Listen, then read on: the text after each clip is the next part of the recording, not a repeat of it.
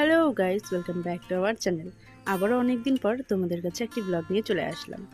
তোমরা তো প্রথমেই বুঝে গেছো আজকের ব্লগটা কি নিয়ে হবে। তো চলো তোমাদের সাথে আজকের দিনের ব্লগটি শেয়ার করি। ডেকোরেশন আমাদের রাত্রে থেকেই শুরু হয়ে গেছিলো, কিন্তু হাফ রেখে আমরা ভাবছিলাম যে সকালে করব। অ্যান্ড ফাইনালি সকালে ঘুম থেকে উঠে ভাই নিতে চলে এসেছিলো আমাকে। তারপর আমরা চলে গেলাম দিদির বাড়িতে। আর প্রচুর বৃষ্টি ছিল আজ। আর এই যে দেখো, ডেকোরেশনটা এরমই রাত্রের মধ্যে অর্ধেক ছেড়েই আমরা চলে গেছিলাম। দিদির এদিকে রিচুয়ালসগুলোও হচ্ছিল, আর বৃষ্টি থামার নামই ছিল না। আজ বৃষ্টিটা হয়ে মজাটা না একটু কিরকিরে হয়ে গেছে। আর এদিকে নিশা দেখো আমাদের পুরোই কাজে ব্যস্ত। যে প্রত্যেকজনই এক একটা করে দায়িত্ব ছিল। আমার যেমন দায়িত্ব ছিল দিদিকে সাজানো আর এদিকে ডেকোরেশন করা। তো আমি, বড়দি অ্যান্ড ঋতু তিনজন মিলে আমরা এখানে ডেকোরেট করছিলাম। ডেকোরেশনটা কমপ্লিট হয়ে গেলেই আমি দিদিকে মেকআপ করিয়ে দেবো। ওদিকে চলো রান্না বাড়া কত দূর দেখে আসি। এদিকে বৃষ্টির মধ্যেই চলছে পুরো দমে রান্নাবাড়ি। আর রাঁধুনি এক দ্য মোমেন্টে আসতে পারেনি, তাই বাড়ির মা কাকিরা মিলেই সবাই রান্না করছে। দিদি রিচুয়ালসগুলোও শেষ, এবার ওকে চলো সাজাই। তোমাদের সাথে সাজার ব্লগটিও শেয়ার করব। আর সাজার পর দিদিকে কেমন লাগছে তোমরা কিন্তু অবশ্যই আমাকে কমেন্টে জানিও। এদিকে অলমোস্ট হয়েই গেছে প্রায় দিদিকে সাজানো। আর ওর ফাইনাল লুকটা তোমাদের সামনে একটু পরে শেয়ার করছি। সাজানোর সব ক্লিপ নিতে পারিনি, যদি সব ক্লিপটা নিতাম তাহলে ভিডিওটি অনেক বড় হয়ে যেত, তাই সব ভিডিও আর অ্যাড করলাম না। এবার চলো দিদির ফাইনাল লুকটা দেখে নিই।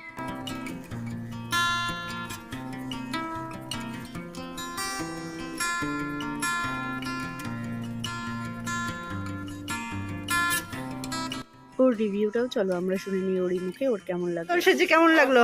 আমি খুবই স্যাটিসফাই, আমি যেমন চেয়েছিলাম তেমনই আমি পেয়েছি। আমার খুব ভালো। এদিকে টুক করে আমরা রেডি হয়ে চলে আসলাম। আর অল্প কিছু রিচুয়ালস বাকি ছিল, সেটাও এখন হয়ে যাচ্ছে। এরপরে দিদিকে খেতে দেওয়া হবে। আর এখানে এত মজাদার রিচুয়ালসগুলো হচ্ছিল, দেখে কিন্তু বেশ মজা লাগছিল। যদিও বড়দির সাথে সময় ওর প্রত্যেকটা রিচুয়ালসের সময় আমি ছিলাম না, তাই সব রিচুয়ালসগুলো না আমি মিস করে গেছিলাম, কিন্তু এইবার আর মিস করলাম না। আর এদিকে কত খাবারের আয়োজন করা হয়েছে দিদির জন্য। এই খাওয়ার সময় রিচুয়ালসটা বেশ মজাদার ছিল, তোমাদের সাথে শেয়ার করছি আমিও। তোমরা হয়তো অনেকে জানো, তাও আমি কিন্তু এই জিনিসটা প্রথমে দেখলাম। দুটো পিঠে বানিয়ে দেওয়া হয় পায়েসের মধ্যে, একটা লম্বা একটা গোল। লম্বা পিঠেটা মুখে পড়লে নাকি ছেলে, অ্যান্ড গোলটা মুখে পড়লে মেয়ে। তো দিদি কি পেয়েছে চলো শুনে নিই। মুখে কি মনে হচ্ছে?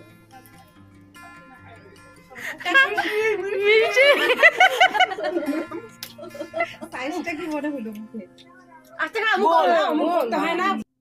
তোমরা ওর মুখেই শুনতে পেলে যে ও নাকি মিষ্টি পিঠেটাই পেয়েছে। তো যাই হোক, চলো এবার খাওয়া দাওয়ার পালা। তোমাদের সাথে আজকের মেনুটি শেয়ার করি। আজকের মেনুতে ছিল সালাদ,